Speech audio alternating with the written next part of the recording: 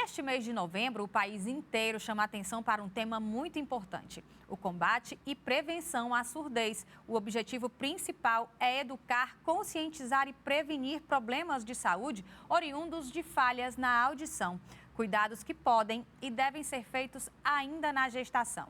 Sobre esse tema, nós conversamos hoje com a fonoaudióloga Tatiana Menezes. Seja bem-vinda ao nosso espaço. Ai, muito obrigada, gente. Muito obrigada pelo convite. Será um prazer conversar sobre esse tema aqui. Nós que agradecemos também.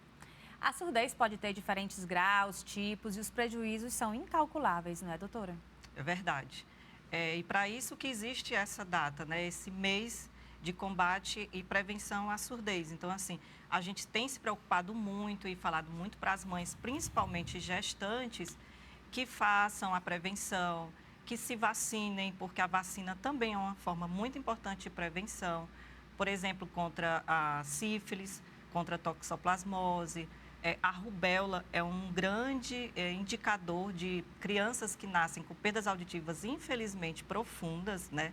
Onde muitas vezes a criança tem que submeter a cirurgias de implante coclear para voltar a escutar novamente. Então, a gente enfatiza muito sobre esse assunto.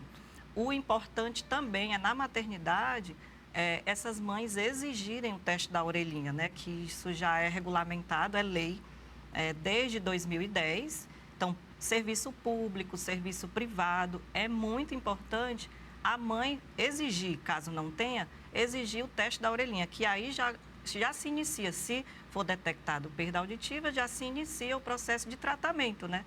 Então, por isso, tão precoce, tem que ser feito essa medição, esse teste da orelhinha, que é uma triagem. Mais uma vez, o pré-natal, muito importante, né? E também os Demais. cuidados depois do nascimento. Agora, o que as mães podem fazer, no caso, não teve nenhum problema desses já citados Durante na gestação, mas o bebê apresentou alguma falha de audição, de atenção, de reflexo? Isso, no teste da orelhinha.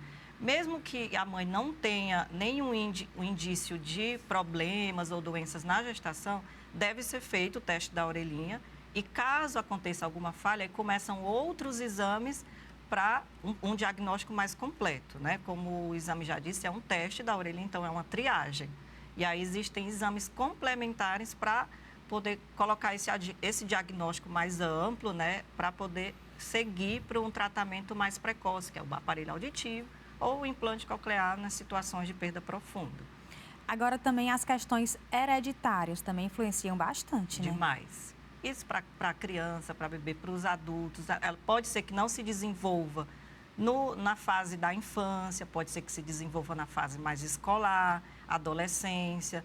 Então, esse acompanhamento tem que ser sempre. Se notar, mesmo o teste da orelhinha tenha sido normal, né? E se durante o desenvolvimento dessa criança, do bebê, notar que está acontecendo de chamar e não escutar, não prestar atenção, não se assustar com sons mais fortes, aí deve-se procurar um profissional da saúde, um médico, para fazer toda a varredura, para fazer todo o diagnóstico, que possivelmente pode ter uma perda auditiva, sim.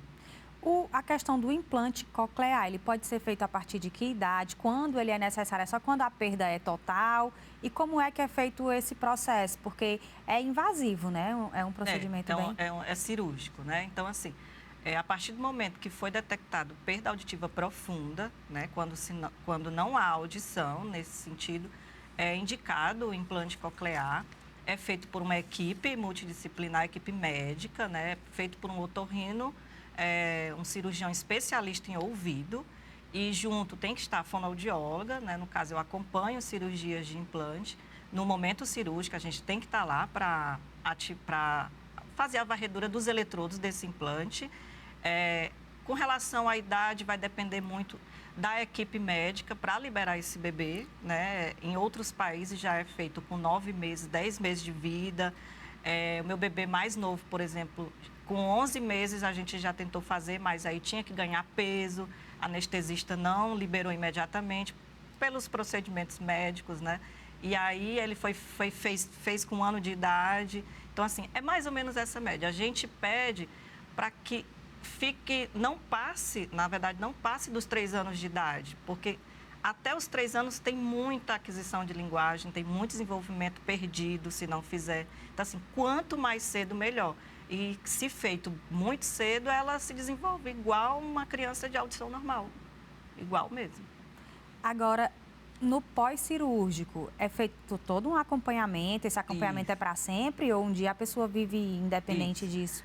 No pós-cirúrgico, né, a criança ou adulto se coloca o implante cirurgicamente, o coclear. 30 dias depois, em torno disso, quando há cicatrização, tudo direitinho, é ativado esse implante, é usado um processador externo, né, processador de áudio, e depois, nesses 30 dias é que vai passar a ouvir. A gente fala que ele vai ser acompanhado eternamente por uma fonoaudióloga. É muito provável. Só que no primeiro ano até o segundo ano, essas visitas, esses acompanhamentos são mais próximos. 3 em 3 meses, no segundo ano vira de 6 em 6 meses. Aí, com o tempo, vira uma vez no ano, mas tem sempre um acompanhamento com a fonoaudióloga para analisar se está tudo direitinho com esse processador externo, se está ouvindo, se houve falhas com o componente interno do implante coclear. Então, esse acompanhamento, ele é bem grande mesmo. Digamos que é realmente durante o tempo de uso, todo o tempo de vida de uso do implante coclear. Esse implante, ele precisa ser trocado? Esse material que fica interno? O interno não precisa ser trocado, só realmente é trocado em casos de falha do produto interno, né? A isso a gente tem testes de integridade para ver se o implante realmente está acontecendo algum problema com ele.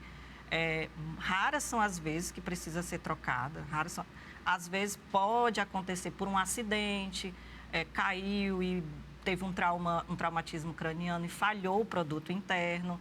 Acontece realmente mais por motivos assim aleatórios, não por falhas mesmo do produto, é muito difícil. O externo é que realmente, às vezes, ele realmente traz algum problema que a gente envia para assistência técnica, mas é mínimo também. Tendo cuidado, manutenção, se usa tranquilamente diariamente. Quais são os riscos dessa cirurgia? Eu imagino que você falou que já tem crianças em outros países que passam pelas cirurgias, né, com 9 meses, e eu fiquei como mãe. Meu Deus, você submeteu o seu filho a uma cirurgia, assim, é delicado para o coração dos pais, né?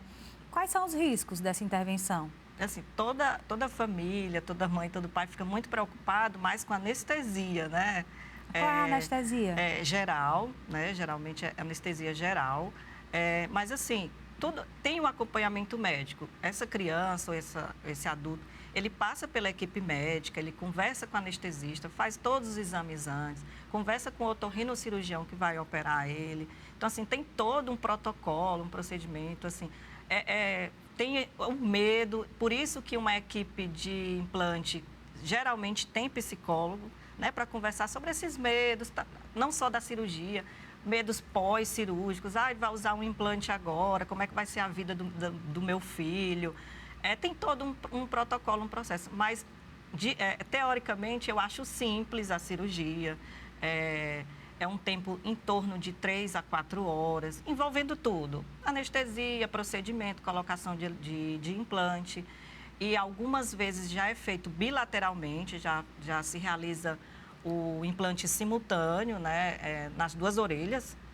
Depende muito do cirurgião, às vezes ele quer fazer um lado e 6 meses depois faz o outro lado. Outros já fazem os 2, depende muito, sempre vai depender muito da criança, do estado clínico dela mesmo. E o pós-cirúrgico?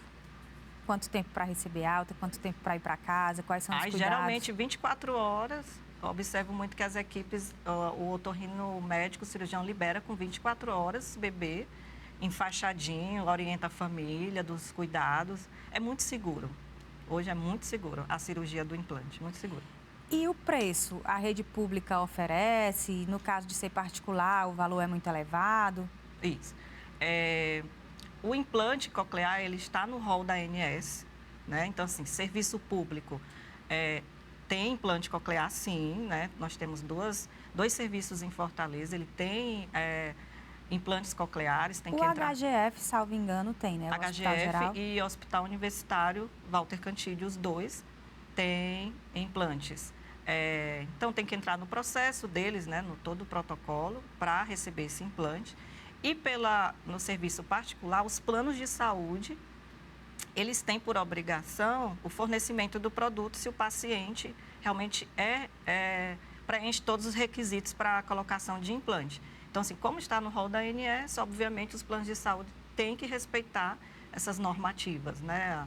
Todas as regras da ANS. Então, é super tranquilo. O plano de saúde, ele faz a cobertura disso. Ou seja, caso seja comprovada a necessidade, é bom que esse diagnóstico aconteça o mais rápido possível para evitar perdas.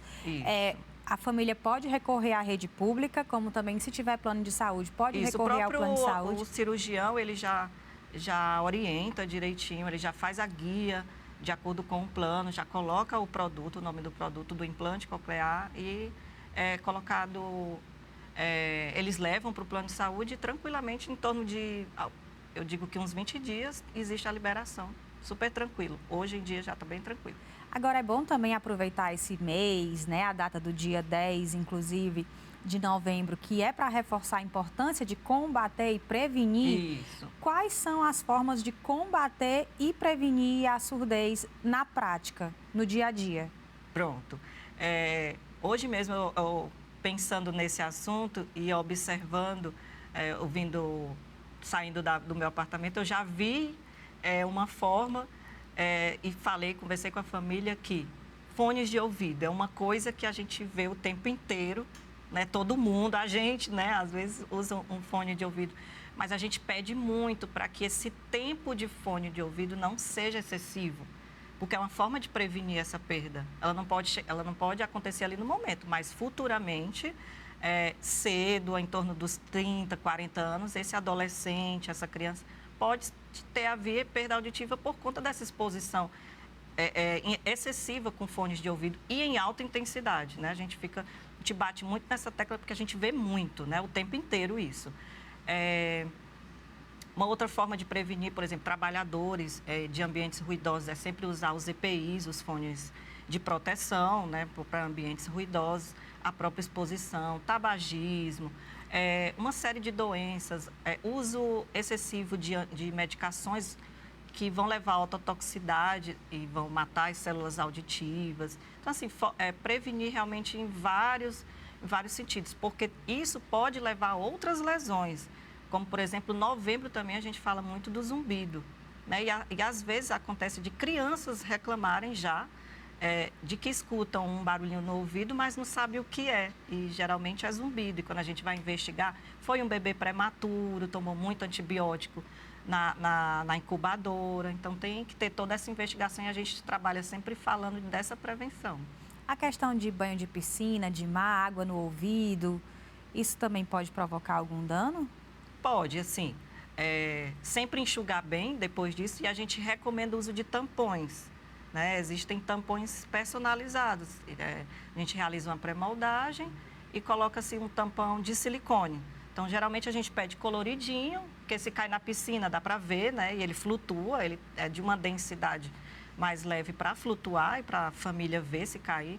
Isso já vai evitar, né? Até bebezinho no banho no banho da banheira, quando é novinho, que aí a mãe não tem muita experiência, tem que posicionar de uma forma que não entra a aguinha no ouvido ali. Tem mãezinha que já faz o tampão já para evitar, como não tem muita experiência no banho, para não entrar essa água. Então, assim, é legal o uso de tampões, principalmente nos bebês que estão, nas crianças mais ativas, que gostam de tomar muito banho de piscina, é bem interessante.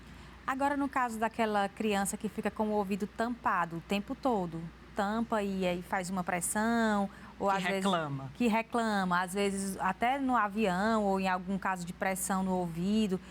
Isso é um sinal de alguma tendência a ter facilidade, a ter perda auditiva? Não, na verdade é um sinal que algum problema está acontecendo ali, que provavelmente pode ser uma otite, pode ser rolha de cera, né? Então, assim, uma forma ou outra de prevenção é não usar hastes de silicone muito introduzido no canal auditivo, pontas de caneta, a gente vê muita gente usando grampo, colocando no ouvido. Ali pode estar acumulando cera e esses objetos pontiagudos podem traumatizar o ouvido, pode perfurar tímpano. A questão do avião, na maioria, nós, na grande maioria da população, a gente sente essa pressão, né? Essa pressão do avião ao subir e ao descer, porque existe uma diferença de pressurização mesmo, o nosso ouvido precisa dessa pressurização. Só que ela não pode ficar muito tempo, o tempo todo, porque isso causa dor. Então, se fica o tempo inteiro, se dói muito quando anda de avião, o ideal é procurar o médico especialista e argumentar, porque ele tem medicações para isso, tem tratamento para isso. Agora a gente falou da prevenção, a gente falou dos cuidados, o que a gente, né, dos tratamentos e tudo mais. A questão do implante coclear seria o extremo, o mais... Para perdas profundas. Para perdas profundas. Agora, vamos falar também dos prejuízos, da importância de ter esse cuidado para evitar os prejuízos na vida das pessoas que sofrem com perda auditiva. São inúmeros, né, doutora? Afeta muito a qualidade de vida. A gente observa criança, adulto, criança também muitas, já se isolando, né? Então, assim, não usa aparelhinho, tem uma perda leve, tem uma perda moderada, mas se isolando e a gente pergunta à família, ele não sabe por quê. E às vezes a gente vai ver que tem uma perda auditiva quando a gente faz o exame e aquilo está levando a criança a uma depressão, porque ela está se isolando de situações, às vezes familiares, de brincadeira, porque ela sabe que não vai ouvir bem. Então, é perigoso nesse sentido, da perda auditiva não tratada, não protetizada, por exemplo, levar a outros problemas de qualidade de vida, como a depressão é uma delas que a gente vê muito em adultos e crianças, assim, adolescentes, numa fase escolar, que é bem perigosa, que tem que ser observada e se a família observar, tem que ligar o sinal de alerta mesmo. Agora, não é possível reparar o que já perdeu com tratamento, com exercício?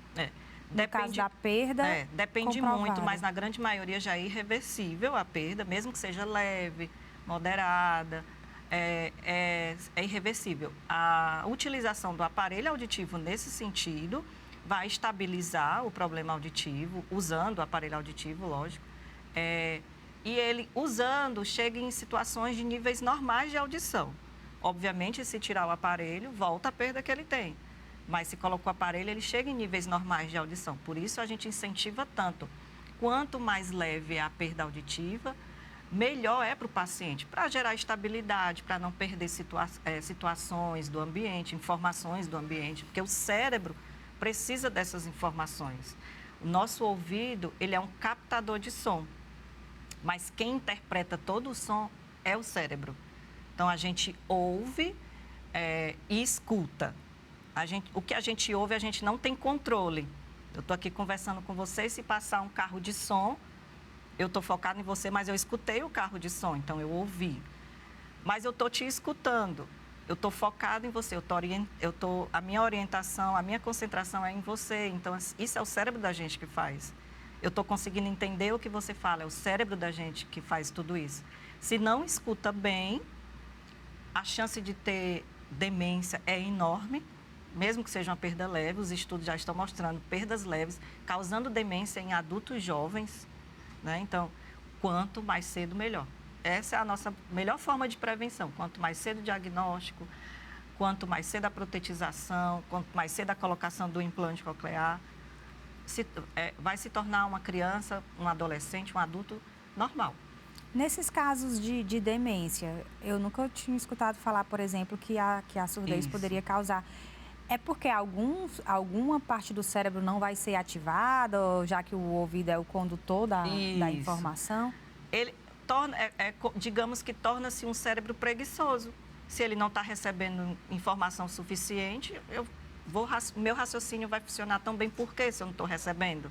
Né? O nosso cérebro ele é estimulável, né? Então, assim, se ele recebe som com clareza, ele vai raciocinar, ele vai entender, vai interpretar com clareza, e assim vai a nossa atividade cerebral. Se eu não escuto bem, eu vou ser preguiçoso, né? Digamos assim.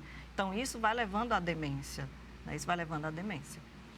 Agora, quando eu estava pesquisando, fazendo o roteiro para esse programa, eu vi pesquisas dizendo que nas cidades grandes o índice nas capitais, cidades mais desenvolvidas, o índice de perda auditiva é maior do que nas áreas rurais, nas áreas de campo.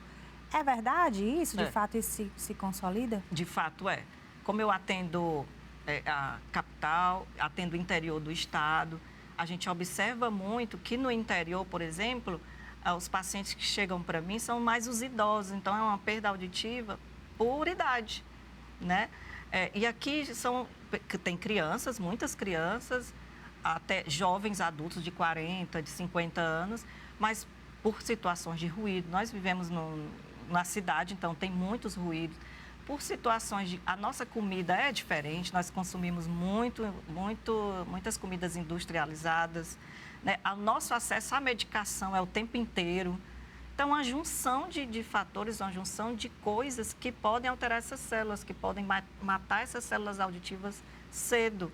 A informatização, os fones de ouvido. Você vê mais as crianças, os adolescentes daqui do que os do interior fazendo isso. Apesar de que está globalizado isso. Mas esse acesso é mais fácil na capital, então esses fatores contribuem para uma perda auditiva mais cedo e uma quantidade de pessoas, maior número de pessoas com perda auditiva também. O ruído, a poluição, o estresse, tudo isso também contribui, né? Tudo isso. Na minha época de formação, eu fiz um trabalho eu tinha muita curiosidade de saber como era a audição dos frentistas. Na época da minha formação. Eu disse, nossa, ele passa o dia nessa bomba barulhenta, fora o cheiro do combustível ali o dia inteiro.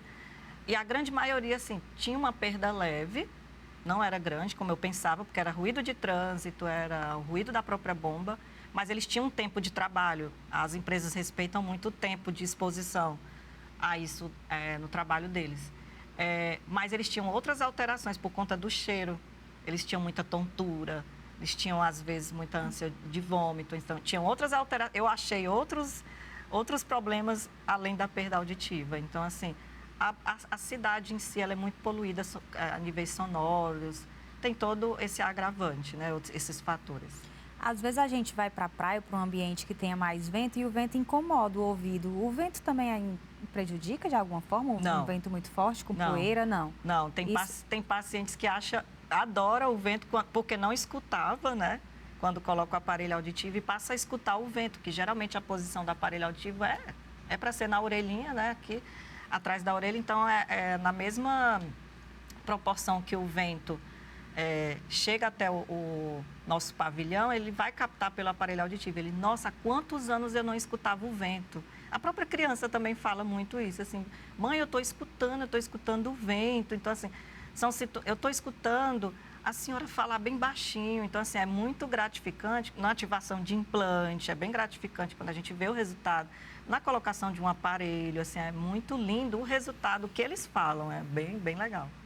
Até porque, no caso das crianças, essa fase de aprender a falar, ela precisa escutar para poder reproduzir, né? Demais. Acontece, poucas famílias, mas acontece de chegarem para mim e dizer que não fez o teste da orelhinha por algum motivo, ou o equipamento não tinha no dia na maternidade, enfim. E deixou para lá, não fizeram. Como a criança com perda auditiva profunda e audição normal, elas passam pelas mesmas fases, tem a fase do balbucio, mama, pá, é a mesma. Então, o de perda profunda também faz isso. E aí a mãe não percebe. Lá perto de 1 ano de idade é que a mãe, olha, ele caiu uma panela lá em casa e ele não se assustou. Com 1 ano de idade, porque na maioria das crianças, mesmo com perda profunda, elas passam pelas mesmas fases e fazem as mesmas coisas. Então, ela acha que o bebê está ouvindo tudo. Lá, 1 ano de idade, foi que ela percebeu que não se assustou, foi uma festa de Réveillon com os fogos, ele ficou super bem. Foi que resolveu levar para o pediatra, aí o pediatra solicitou o exame auditivo e comprovou perda auditiva até profunda, porque o bebê passa pela mesma fase. Mas ele precisa de estímulo. Se ele escuta bem desde o começo, ele vai desenvolver bem, vai desenvolver linguagem, vai desenvolver fala. Então, ele precisa desse estímulo. eu converso, mesmo protetizado, aparelho auditivo ou implante, eu peço muito para as famílias. Não deixe só para a terapia, porque tem que fazer a terapia com a fonoaudióloga, a terapia auditiva, né?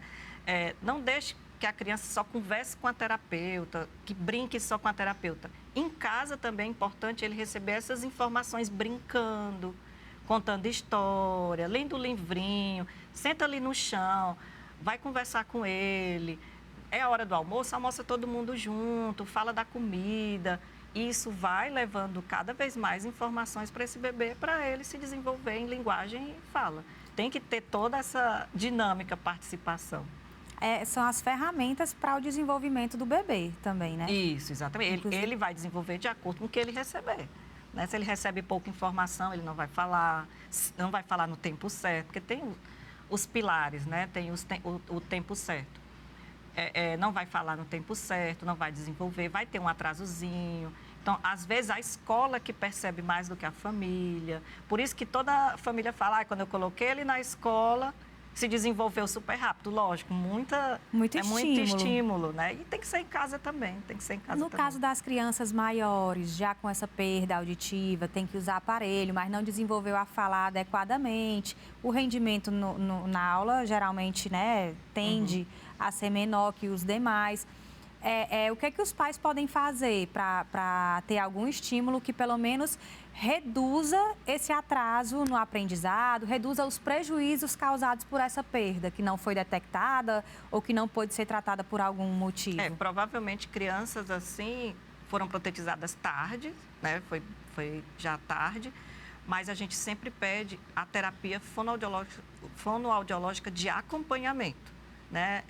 Tem que ter a terapia voltada para a parte auditiva, voltada para a linguagem, voltada para a fala, que aí são geralmente 2 sessões na semana. Isso aí a fono, ela faz todo esse protocolo. Mas é importante, além da escola, esse acompanhamento em terapia para desenvolvimento, para não acontecer tanto atraso, para se tornar um ouvinte dentro dos padrões de normalidade. Então, tem que ter esse acompanhamento com a fono, sim. Tatiana, eu agradeço a sua presença. O nosso tempo está acabando, os meninos já me avisaram ali. Foi bom, muito bom. Muito bom esclarecer. Espero recebê-la mais vezes no nosso espaço com outras dicas e muita coisa interessante. Tem muito assunto. Temos. Obrigada. Temos, sim. Muito obrigada. Nada, nós agradecemos também. No nosso próximo encontro, com mais temas interessantes, eu espero por você. Até lá!